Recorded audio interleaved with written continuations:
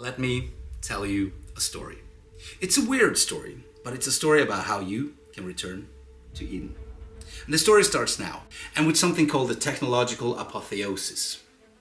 And this is where you look at the world and you look at the technologies we're building, AI, nanotech, biotech, and then you ask yourself a simple question.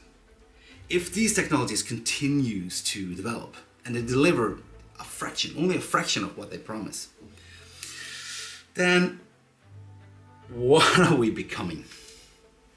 What does this future look like? And what does it mean for you, civilization, and humanity as a whole? In other words, what are we becoming? And as you think about it, something becomes abundantly clear. These technologies have the potential to radically transform humanity as we know it. We can become super powerful, super capable beings, or we can create them. And this is the technological hypothesis. Becoming gods or demigods, or creating gods or demigods through our technology.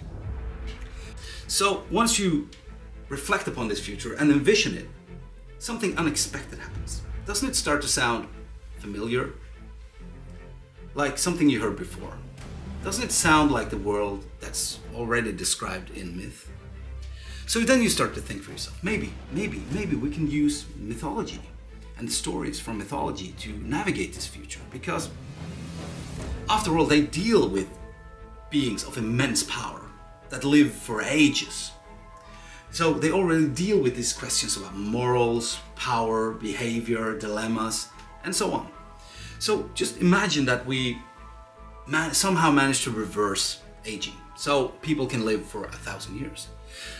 Now, what would happen to marriage? What would happen to education, to work, and so on, and society as a whole?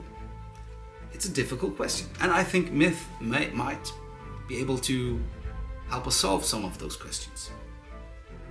But then, since our foreseeable future kind of sounds like mythology, really, you have to ask an even harder question, and that is myth memory? Or have we been here before? And according to mythology, yes, we have. We have been here before. The fall of mankind is a common theme throughout all mythology. The Greeks talks about the descent from the Golden Age to the Iron Age, which is our age. And the Hindus talk about the yugas and the decline of Dharma. So if you look at it from this perspective, maybe it was a higher civilization. So then you pick up the Bible. And you start reading. There should be some clues there as well.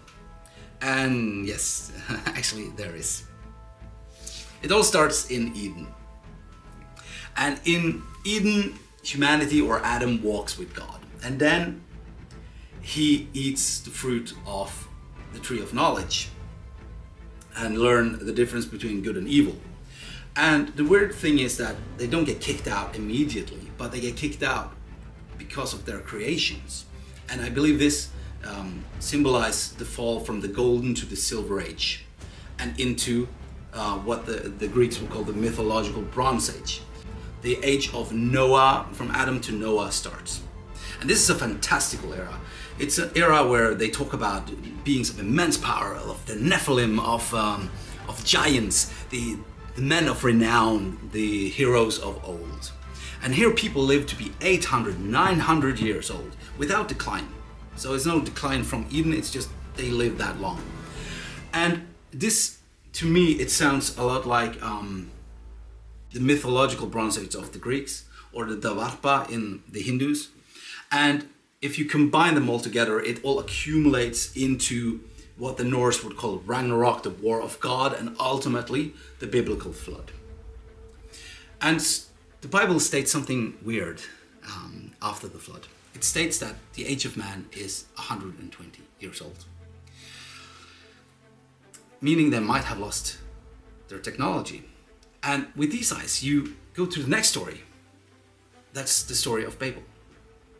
And then you realize that the story of Babel is a story about a people trying to recreate the technology they lost before the flood. Because They are using technology to build a tower to reach the heavens. But ultimately they fail, and it all ends in confusion, so they become scattered, and then our time, the Iron Age, starts. So once you dive into the story of Babel, you kind of see that they describe conditions that looks a lot like now or today. Because humanity is reaching a point that we call singularity. And if you read the story of the Tower of Babel as a singularity event that failed, you can see that this story actually describes the same challenges that we are facing now. So what would happen? What would happen if we just reverse this story? Well, then you actually get a blueprint on how to return to paradise. And by understanding the trials and lessons of each age, you will learn how to think and develop your mind, and you will learn tools that you can apply to your life. And by following this blueprint, you can start your journey to return to Eden, paradise, creating heaven on earth. This series will consist of 5 parts.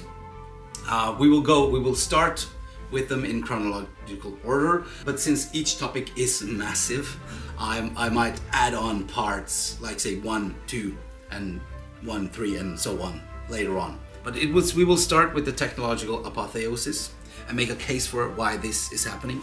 And then we will talk about myth as memory. And then we will walk into the blueprint, where we will go through the trial of confusion and the story of Babel and what we can learn and how we can apply this. And then we will talk about the pre-flood, the trial of power or dominance. And then we will talk about Eden and the story there and the trial of good and evil. So now the question is only, are you ready to return to Eden? Let's start. I hope you found this exciting. Now, if you want to be the hero of the story, you can support this work by either subscribing to the channel, engaging, sharing it with a friend, comment in the section below, or you can buy me a coffee or a beer, maybe a beer, by scanning the QR code or visiting this link down below. Thank you for watching. I see you in the next one.